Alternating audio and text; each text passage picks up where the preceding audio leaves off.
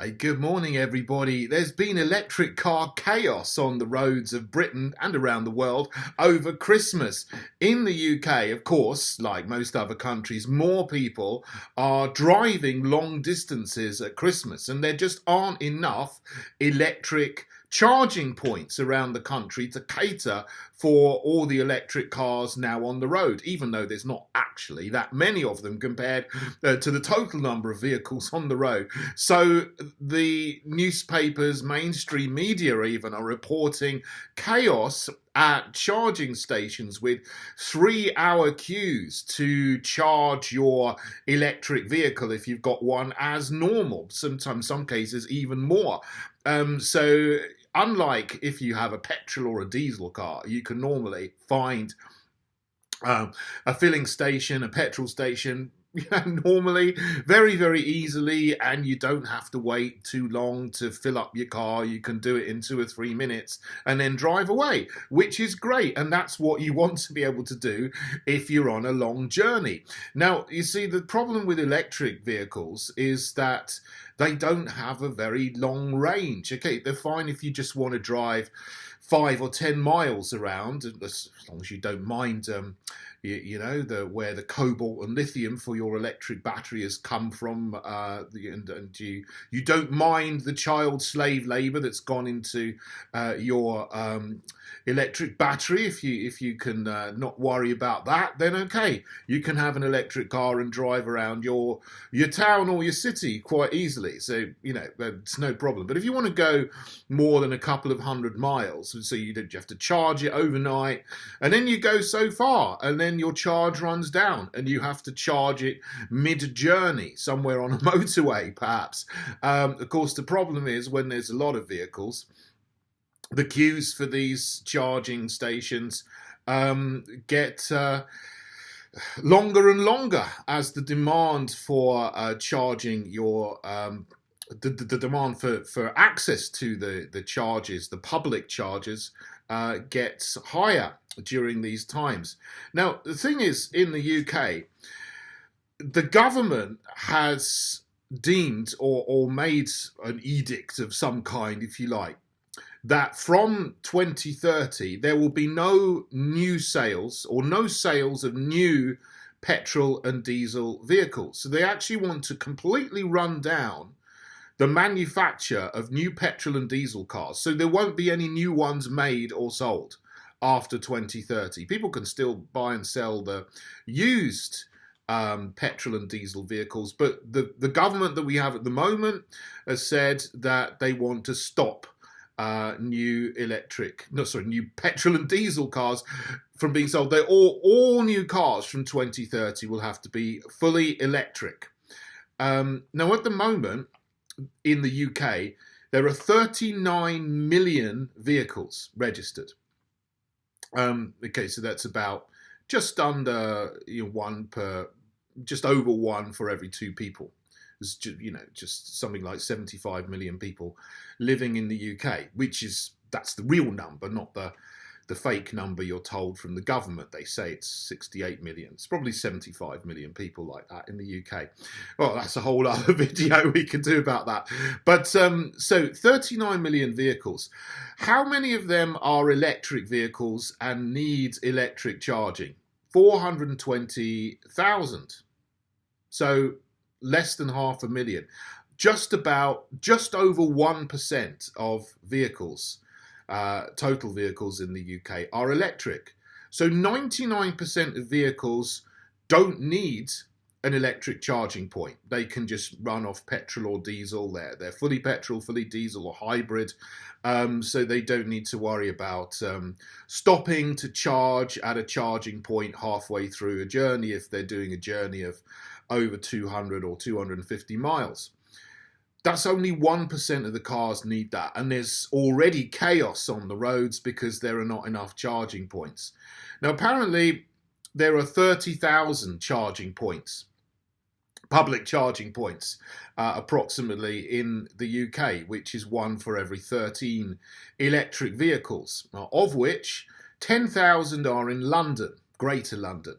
which probably makes sense because more people have electric vehicles in London because they're getting taxis, electric taxis, for example, because the mayor of London, Sadiq Khan, has made it very, very difficult for taxi drivers to carry on using petrol and diesel taxis. Is saying, if you want to re-register, you have to have a new.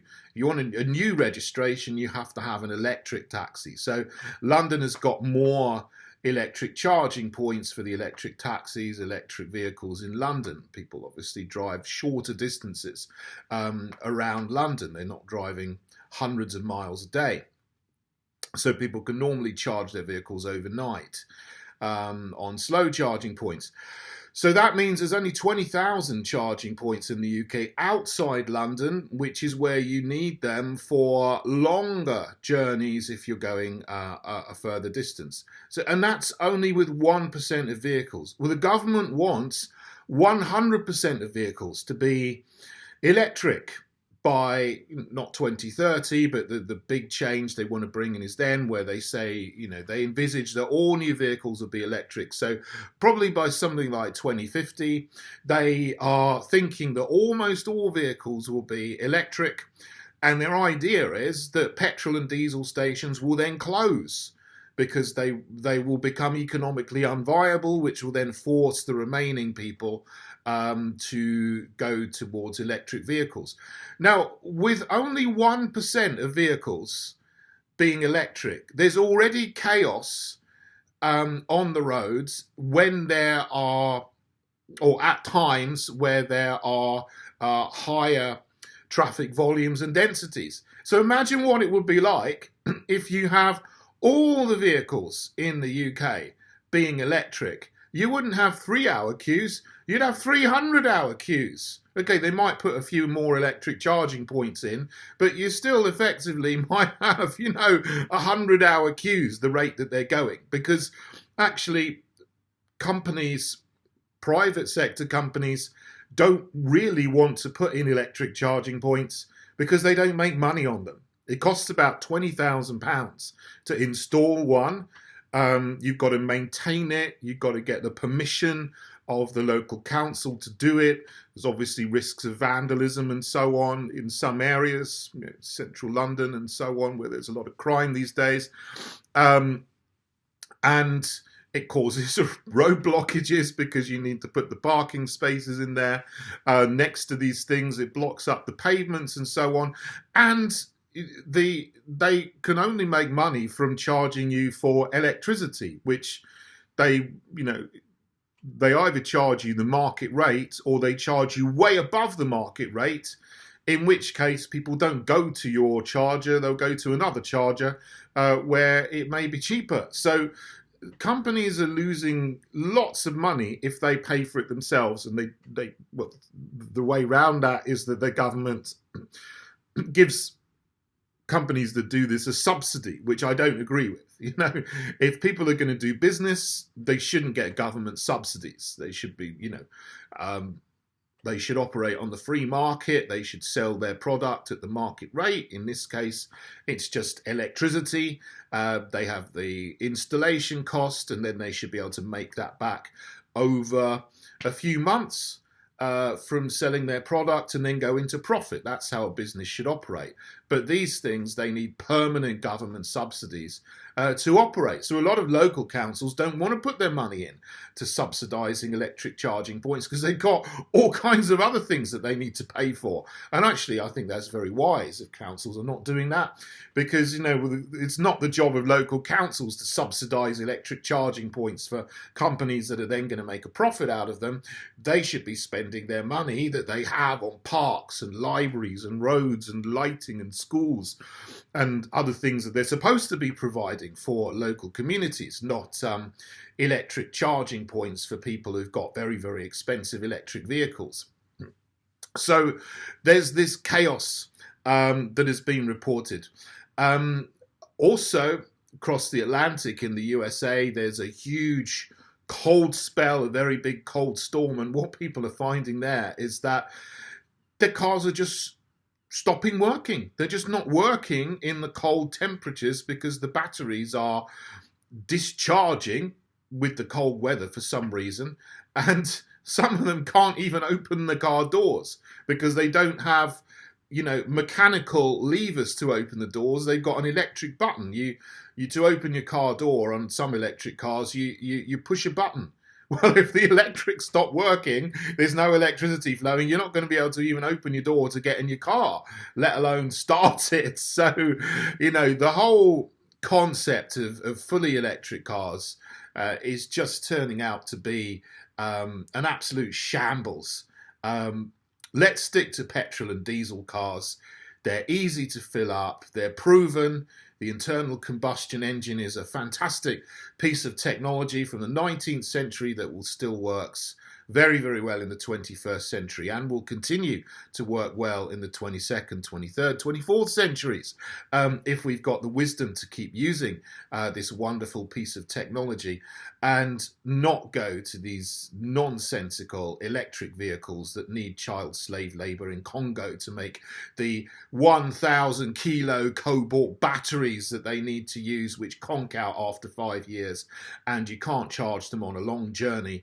And ultimately, everyone have to stay in their 15-minute neighborhood if they stop working. And also, another thing about them, which I really don't like, is they can be switched off remotely. I think this happened recently in Switzerland. The government just switched off a load of electric cars for some reason. I'm going to look more into that, actually. I do remember in the back of my head, someone told me that that did happen. So, but it's certainly something that is theoretical. The manufacturer, the government can order the manufacturer to switch off your electric car if they think there is a climate emergency or something, or there's too many cars on the road or whatever. They can do that. I've got a really old petrol car from the last millennium. It's fantastic. And I can go where I want and I can fill it up where I want and no government's going to turn it off. So I have my freedom. I recommend you do the same.